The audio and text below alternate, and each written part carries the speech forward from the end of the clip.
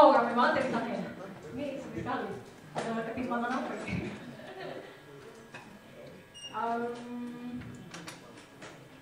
Thank you teman-teman yang sudah meluangkan waktu hadir. Sebelumnya mungkin perkenalin ulang gitu ya, mungkin bagi yang belum kenal sama aku gitu.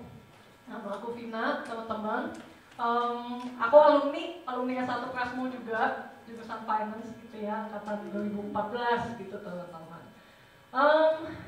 Terakhir ngisi di GIF gitu ya, itu 3 tahun yang lalu, kayak cepet banget gitu. Bahkan itu lebih dari 3 tahun yang lalu sebelum corona bahkan gitu. Bener ya, corona 2020 ya? Gak salah hitung ya? Oke.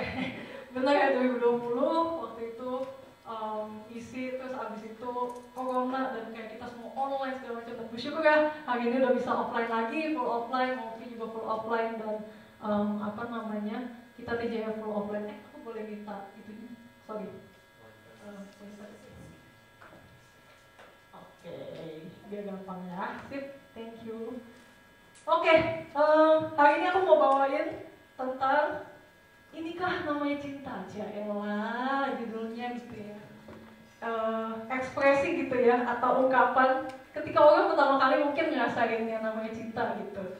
Kayak mulai deg-degannya gitu ya, mulai kangen-kangennya gitu kan, mulai kepikirannya. Terus, suara aku jelas gak sih? Kekencengan? Jelas ya. Iya, mulai kepikirannya gitu ya. Sampai ada lagunya ya. Inikah namanya cinta? Oh inikah cinta? Terasa bahagia saat jumpa dengan dirinya. Nah, tapi dirinya di sini kita mau bahas N-nya besar ya teman-teman. Dirinya adalah dengan pribadi Tuhan. Maksudnya gimana nih kisah cinta sama Tuhan gitu. Ini mungkin lanjutan dari TJF minggu lalu. Siapa yang datang TJF minggu lalu? Yang Pastor Stephen.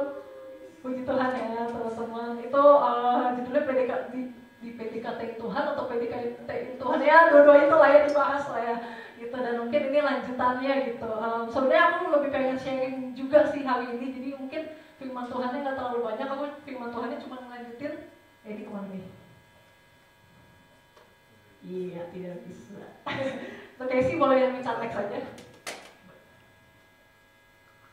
Oke, ini mungkin ngelanjutin yang udah pernah Paul Stephen mention juga ya. Paul Stephen mention juga minggu lalu gitu ya. Kenapa sih ngomongin cinta? Karena di Efesus 5 ayat 22-33 bahkan Tuhan Yesus juga perumpamain gitu ya.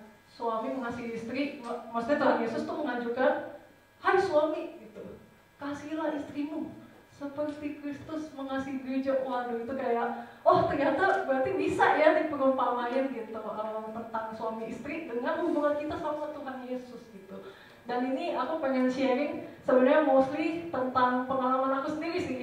Mungkin sambil ingat-ingat juga kali ya pengalaman kalian kayak gimana sama Tuhan along the way gitu. Nah, semuanya mulai dari the love you had at first gitu. Teman-teman, mungkin sebagian udah ada yang tahu, aku bukan dari keluarga Kristen gitu ya. Papa mama aku dari kepercayaan lain, ya which is sekarang masih belum percaya juga. Minta bantu doanya teman-teman supaya segera menerima Tuhan Yesus gitu kan. Amin.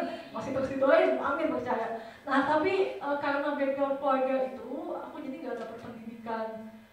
Gak ada tuh dikenalin sama Tuhan Yesus gitu dari kecil tuh nggak ada gitu, di fokus bawah minggu tuh nggak ada. Bersyukurlah teman-teman gitu ya yang punya papa mamanya bisa mendidik kalian dalam kebenaran gitu. Nah tapi nggak apa-apa, aku bersyukur juga ya punya papa mama, they are very good parents juga for me. Tapi mamaku orangnya sangat strict dulu sih, sekarang udah nggak terlalu lah gitu. Dulu sangat strict, overprotective tuh mentok-mentok banget. Siapa yang punya dalam hatinya mungkin ya, siapa yang punya orang tua yang overprotective banget, ini kamu di mana, aku belum pulang. Nah itu ya my mom gitu. Nah dia overprotective dan kayak bener-bener strict banget. Aku pas SD sering banget diomelin dia gitu ya. Sebenarnya strict boleh mungkin ya sebagai parents, cuman mungkin kalau terlalu strict bisa berdampaknya gak baik lah gitu, sesuatu yang terlalu kan gak baik gitu. Jadi kayaknya yang aku lihat ya, ini bukan soal parenting, cuma kayaknya yang aku observe kalau parents terlalu strict, hasilnya dua, either anaknya rebel banget gitu kan, atau anaknya nurut-nurut aja, cuma dalam hati tuh kayak kesel sampai nyimpen kebencian gitu ya, aduh ngapain ketemu gitu ya. Nah, aku tipe yang kedua itu teman-teman. Aku tipe yang kayak nangis gitu ya, terima, telan, cuman kayak dalam hati, aduh kok kesel gitu ya. Nah, itu ngebuat aku ngelampiasinnya di sekolah waktu itu teman-teman. Jadi di SD aku malu sih sebenarnya ceritanya, cuman aku bandel dulu di SD, teman-teman nyontek gitu. Kayak jangan dicontoh, awas kalau kalian contoh gitu. Nyontek, terus berantem sama adik kelas, ngomong kasar, ngomong ya apapun itulah diomong gitu ya. Jadi kayak lampiasinnya di sekolah gitu. Nah, sampai di satu titik sahabat aku kenalin sama Tuhan Yesus gitu. Ini bayangin aja teman-teman, ini SMP kelas 1, tiba-tiba kan suka teleponan tuh, dulu belum ada ya, kayak maksudnya WA call, masih telepon rumah ya kan, boleh ngomong sama Vina, oh iya gitu kayak. Nah, waktu itu sahabat aku injilin aku gitu, pas di telepon itu dia nanya, ini SMP kelas 1 sih, Vin, lu kalau meninggal sekarang, ini kalau tanya kayak gitu ya, Vin, lu kalau meninggal sekarang lu masuk mana ya kira-kira? Terus kayak SMP kelas 1 dikasih pertanyaan kayak gitu, terus kayak jadi mikir kan, hah, emang ini sesuatu yang gua harus pikirin ya gitu, emang ini kayak senyata itu ya gitu, emang gimana sih ya. Terus dia cerita tentang pengalaman dia, iya gitu, aku kenal Tuhan Yesus dulu, koko aku kanker, leukemia, disembuhin sama Tuhan Yesus ngomong ini, itu, terus kayak bentar, Tuhan bisa ngomong, Tuhan tuh gimana sih, Tuhan tuh kayak beneran bisa ngomong, Tuhan tuh beneran ada gitu kan, kayak karena ya nggak ada gitu, background diajarin gitu tuh nggak ada gitu sama sekali. Jadi dijelasin gitu semakin tertarik kan, aneh sih maksudnya, ya masih banyak questions sih, cuman kayak semakin tertarik ya dia ajak aku komsel di gerejanya waktu itu. Jadi di dekat sekolah adalah di rumah teman gitu, komsel di sana.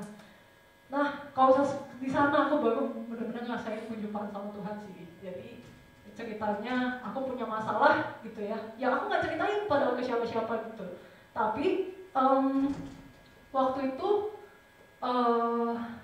lagi selesai worship segala macam kan, ada sesi sharing. Jadi abis worship tiba-tiba ada satu orang yang bilang, aku dapet penglihatan buat Vina. Terus kayak kaget ya, aneh, penglihatan buat Vina gitu. Katanya aku lagi jalan gitu di tempat yang nanjak, terus ada angin kenceng banget gitu, kayak ngelawan aku gitu.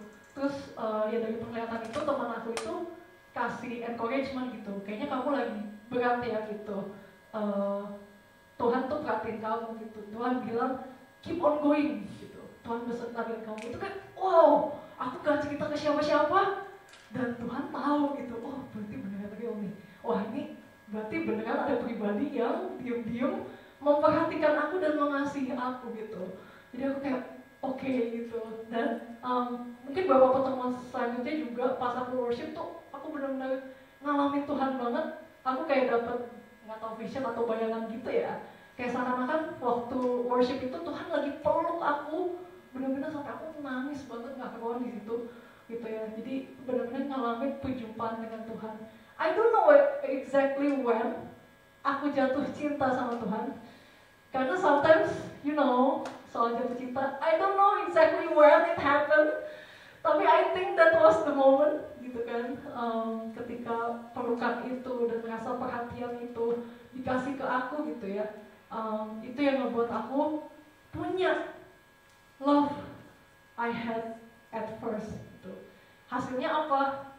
Aku sadar dulu teman-teman, jam 4 pagi tidak pernah bolong. Aku kayak penasaran banget pengen baca firman Tuhan sebanyak-banyaknya. Aku bahkan gak inget sehari baca berapa pasal, baca aja terus kayak penasaran. Oh Tuhan Yesus ngomong ini, Tuhan Yesus ngomong itu. Awal kan perjanjian baru dulu ya, oh, Tuhan Yesus ngomong ini, Tuhan Yesus ngomong itu.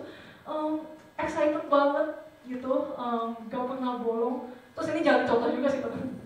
Jadi karena background keluarga aku beda, ada drama karena aku jadi Kristen gitu. Aku gak dibolehin ke gereja, tapi aku diam-diam ke gereja teman-teman. Aku bahkan sampai, ya jangan dicontoh sih, sampai bohong ya kan, nggak boleh ya, Tuhan juga nggak boleh bohong. Cuman serindu itu aku buat ketemu Tuhan gitu ya, sampai aku kayak pengen banget ke gereja gitu. Dan aku kesel banget waktu itu pas momen aku nggak bisa gereja, aku rindu tapi nggak bisa gereja, sedangkan teman aku yang bisa tapi males gitu kan. Wah, gemes banget gitu. Kayak, hah, lu bisa gereja tapi lu males gitu, itu gimana sih maksudnya gitu.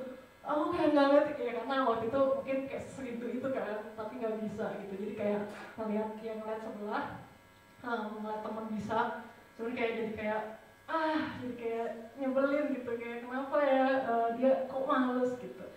Nah, itu the beauty lah, the beauty you had at first itu benar-benar berapi-apinya, benar-benar kerinduannya tuh besar gitu. Lanjutlah ke momen, ketika cinta itu nggak lagi soal butterflies, ketika itu udah mulai, ini pas aku mulai kuliah sih, aku udah dibolehin ke gereja, puji Tuhan gitu ya, ikut kokol gitu ke gereja. Terus udah mulai ke gereja, tapi kok kayak jadi kayak rutinitas ya. Terus baca satu dulu baca firman juga kayak jadi ya udah baca aja.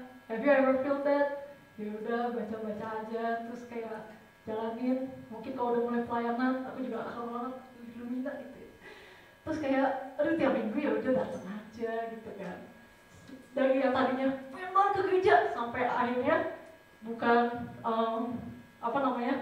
sampai akhirnya aku telat banget gereja teman-teman. Sampai yang kayak mamaku, Vin, katanya kemarin mau gereja pagi, ayo bangun. Iya mah bentar gitu ya, sampai itu lah ya. Awalnya dari bener-bener semangat banget ke gereja sampai kayak aduh gitu, kayak masih bangun pagi apa segala macam. Mungkin gak literally kayak gitu sih, cuman mulai kehilangan that spark, that kerinduan, apinya tuh mulai hilang gitu.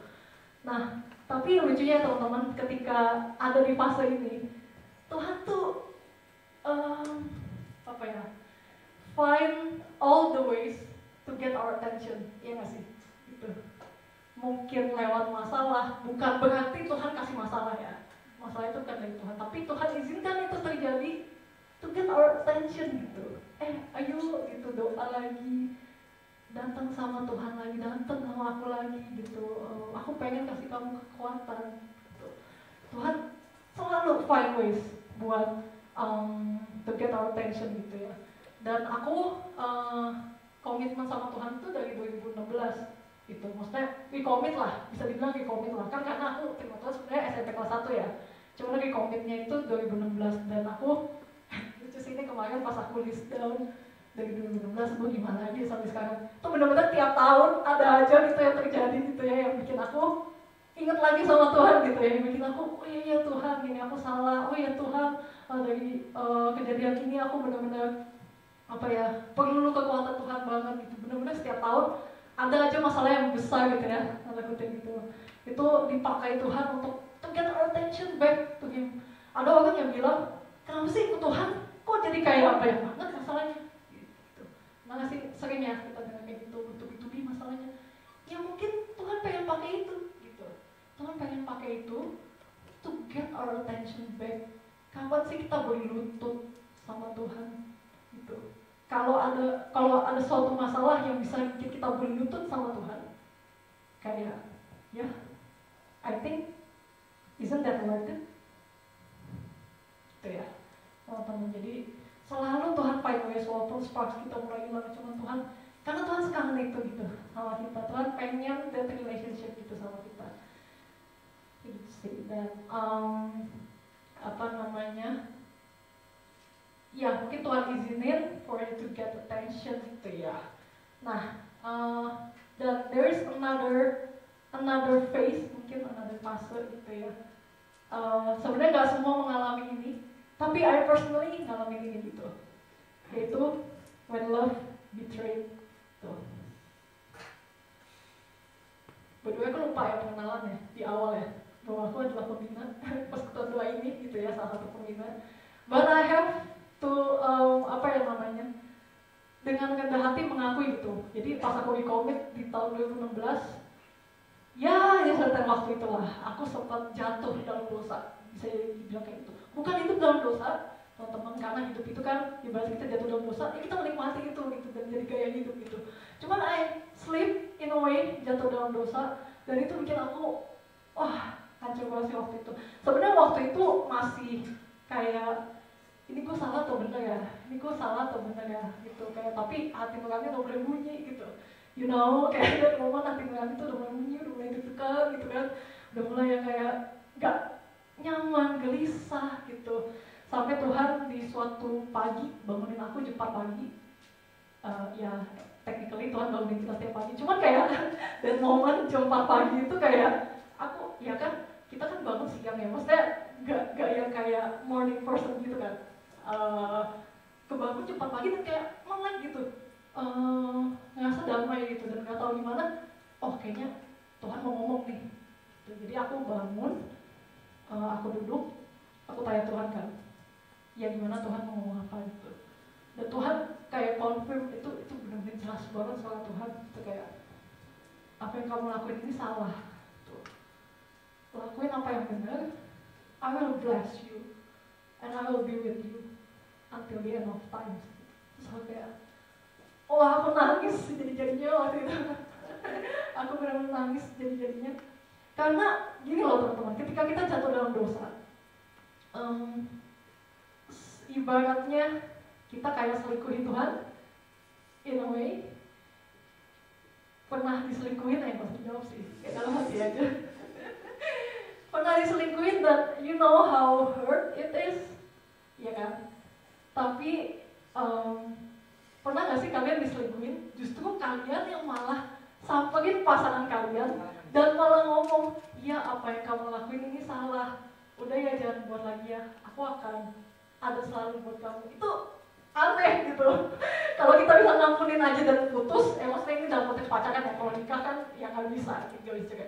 Kalau dalam konteks pacaran, kalau nggak putus aja itu kayak mujizat gitu ya, maksudnya sebenarnya beda value, cuman ya kayak itu kan udah fatal banget lah ibaratnya. Cuman Tuhan tuh kayak gitu ke aku dan aku biasanya kayak gitu, udah kayak gituin Tuhan, tapi malah disamperin, ya kan, malah dibilang udah kamu jangan ini lagi, kalau kamu lakukan yang benar banyak loh berkat yang aku bisa kasih ke kamu gitu.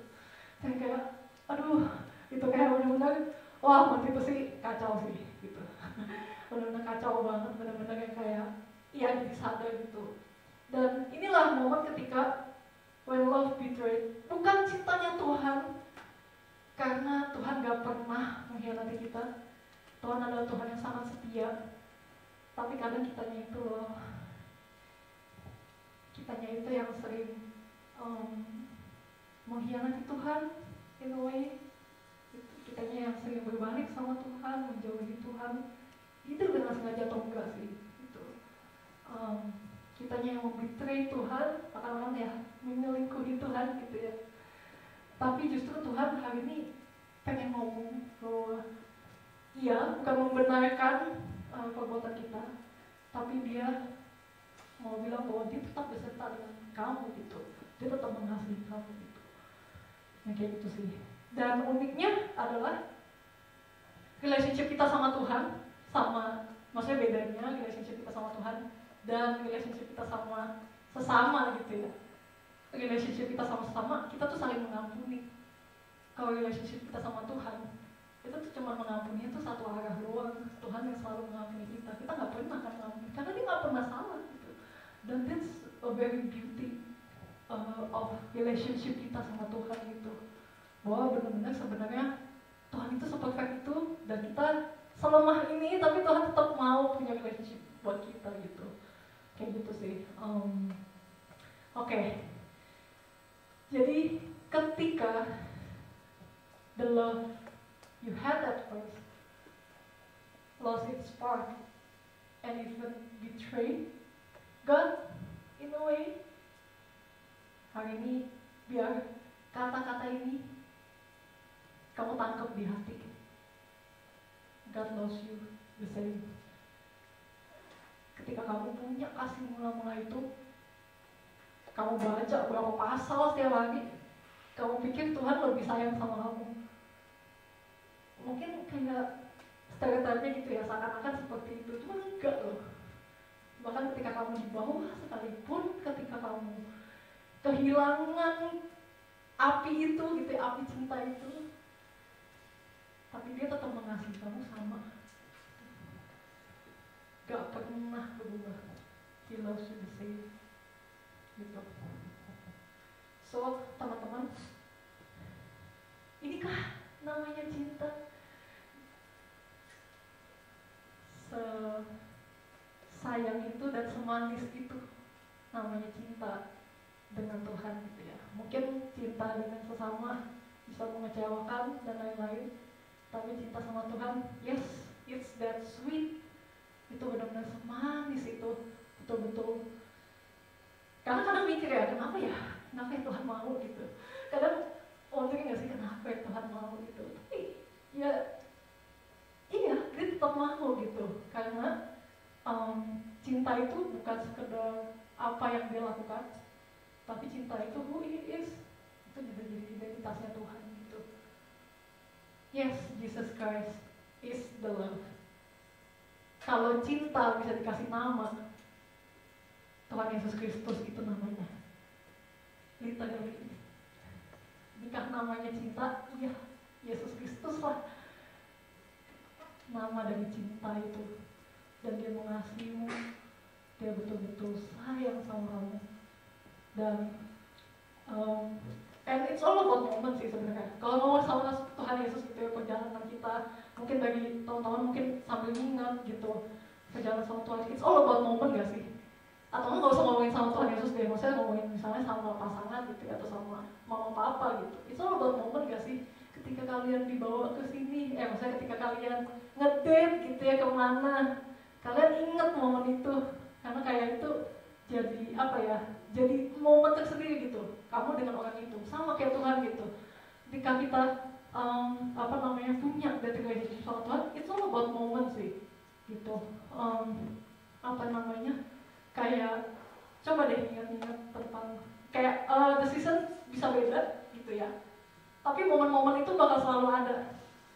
Kayak dulu tuh aku ingat banget pas aku kuliah kayaknya, di kamar aku kayaknya ada lemari buku gitu ya segini, dan itu pintunya tuh kayak bisa ditutup gitu, dan sebelahnya tuh ada karpet. Aku tuh kayak seakan-akan bikin ruangan kecil lucu sih, dia bikin ruangan kecil di dalam kamar aku gitu ya. Untuk aku jadi kayak udah ini tempatnya aku sama Tuhan gitu. Kayak to create that moment gitu sama Tuhan gitu. Jadi kayak tiap kali aku mau doa, aku selalu duduk di karpet itu, di pojok gitu ya, terus doa gitu. Dan aku tulis pokok-pokok doanya, aku tempel-tempelin gitu di depan pintu itu. Kayak ketika nanti mungkin ya, bukan mungkin ya pasti, ketika nanti ketemu Tuhan gitu di surga, kayak kita bisa ngomongin itu. Ingat gak Tuhan kayak waktu itu kayak gini, ingat gak Tuhan waktu aku waktu aku bikin kayak gitu. Dan momen-momen itu sih yang bikin kita ingat sama Tuhan. Kalau kamu gak punya inside joke sama Tuhan, akhirnya kamu belum intim sama Tuhan kayaknya. Karena banyak banget sebenarnya hal-hal yang bisa dibuat lucu gitu sama Tuhan. Iya, ingat gak sih Tuhan dulu ya kayak gitu. Jadi perbanyak, aku harap teman-teman perbanyak momen itu sama Tuhan, karena it's that sweet sih. Ketika kita bisa ada bareng sama Tuhan, seorang pribadi yang bukan hanya mengasihi kita, tapi pribadi di mana dialah kasih itu sendiri, dialah cinta itu sendiri. Kayak gitu sih. Mungkin pemain musik bisa maju ke depan.